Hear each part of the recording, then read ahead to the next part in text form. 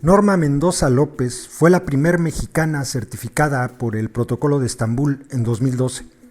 Se confirmó que la mujer sufrió tortura en una prisión en Nuevo Laredo, donde fue encerrada después de que el ejército mexicano la acusó de un falso delito.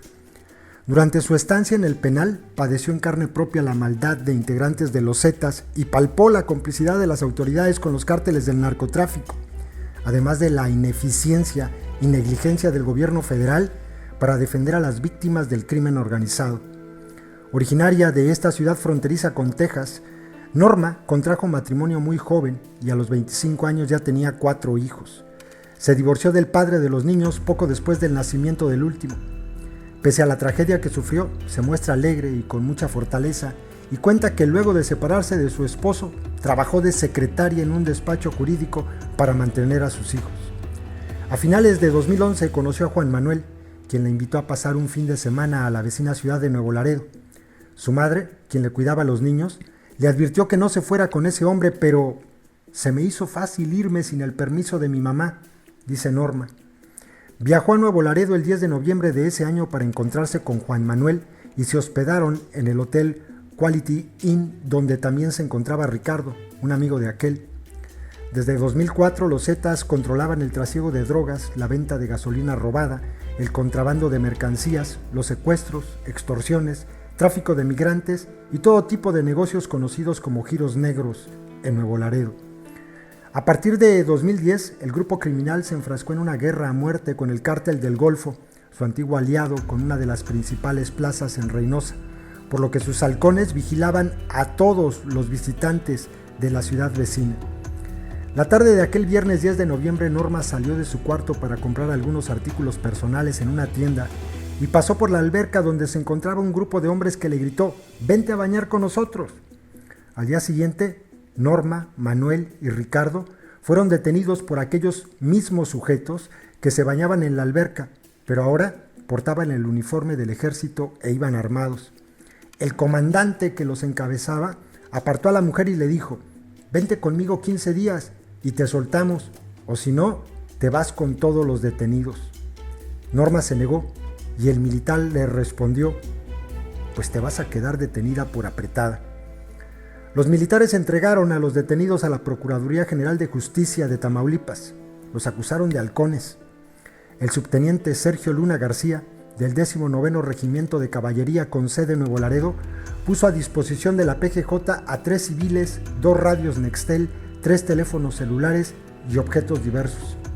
En el expediente oficial que entregó a las autoridades civiles con número 932/2011-R, especificó: siendo aproximadamente las 14:30 del 12 de noviembre de 2011, circulaba sobre la avenida Reforma cuando a distancia nos percatamos de la presencia de 3 personas, 2 del sexo masculino y 1 del sexo femenino, las cuales a distancia se alcanzaba a observar que hablaban por teléfono.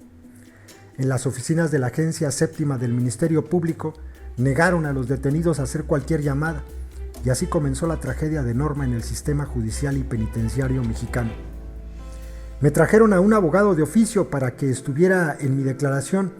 Yo declaraba una cosa y ellos escribían otra, recuerda. Cuando le entregaron la supuesta confesión para que la firmara, se puso a leerla porque en el despacho donde trabajaba le habían dicho que nunca firmara un papel sin antes leerlo. «¿Qué haces?», le dijeron los agentes. «Solo fírmala», le ordenaron. Ella se negó y al hacerlo, su abogado le reclamó: «No saliste muy fierita».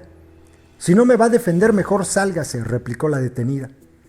No conoció el nombre del abogado, solo recuerda que era muy joven y que nunca firmó lo que él quería.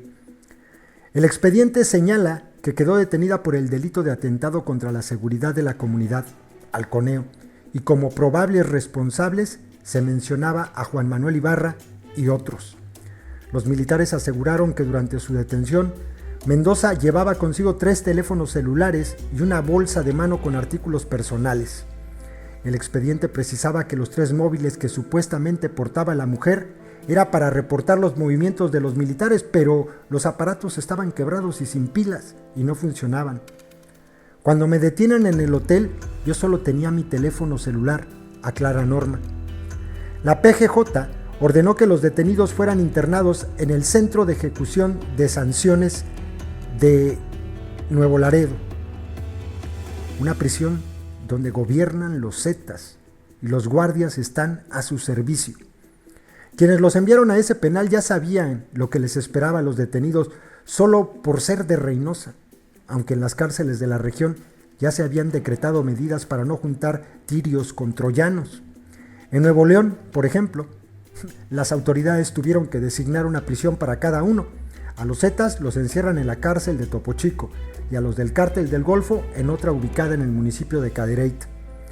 Desde que entraron a la prisión, Norma y sus cómplices fueron golpeados por los custodios y ya en manos de los internos, la mujer sufrió 8 días de intensas torturas y abusos sexuales.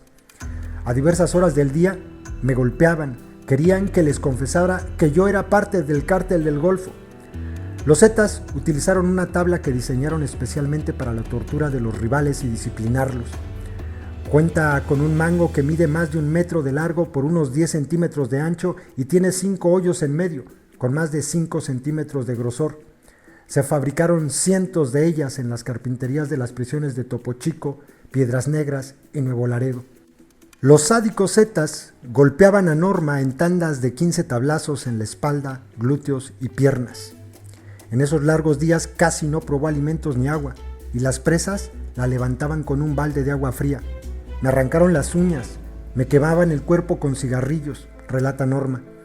En el 8º día, una interna obesa se puso a brincar sobre su estómago y Norma comenzó a vomitar grandes cantidades de sangre.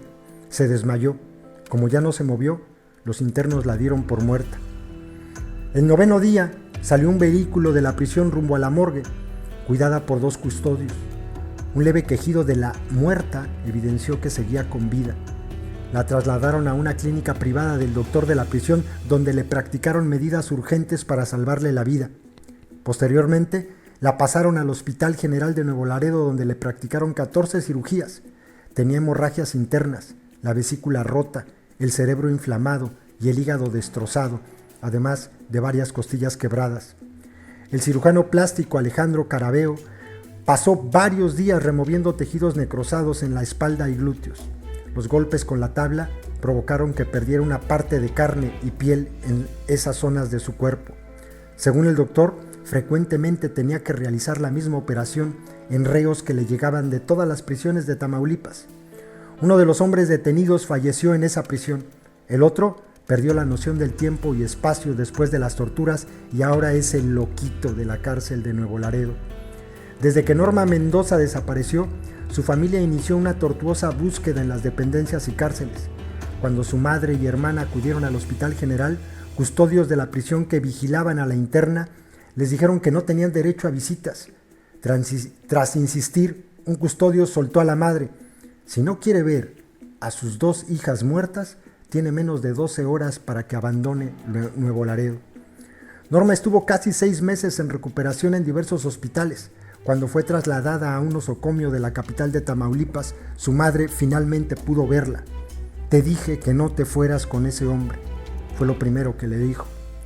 Cuando la dieron de alta, las autoridades de Tamaulipas ordenaron que regresara a la prisión de Nuevo Laredo. Eso provocó que su desesperado padre, Sergio Mendoza Gómez, iniciara una serie de protestas. Solicitó la intervención de la Comisión Estatal de Derechos Humanos y también mandó una carta a Enrique Peña Nieto y anexó las fotografías de la espalda, glúteos y piernas destrozadas de su hija.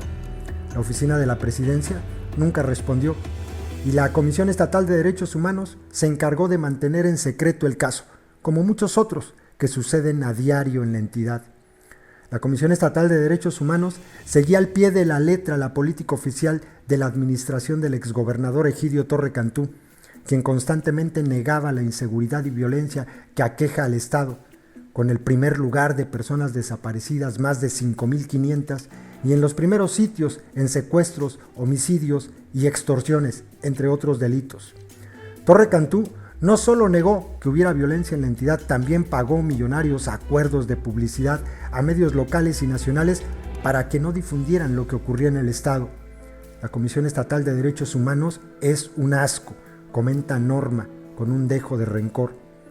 Con sus protestas los familiares lograron que el caso llegara a la Comisión Nacional de los Derechos Humanos y el organismo ordenó que aplicaran a Norma el protocolo de Estambul.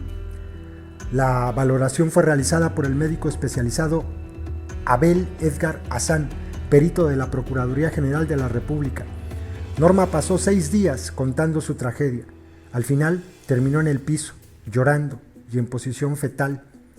El doctor Hassan me levantó y me dio un abrazo, recuerda Norma.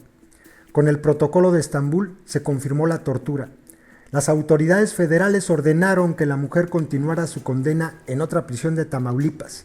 La trasladaron al Cedes de Reynosa, una prisión donde aproximadamente 85% de los internos eran miembros del Cártel del Golfo.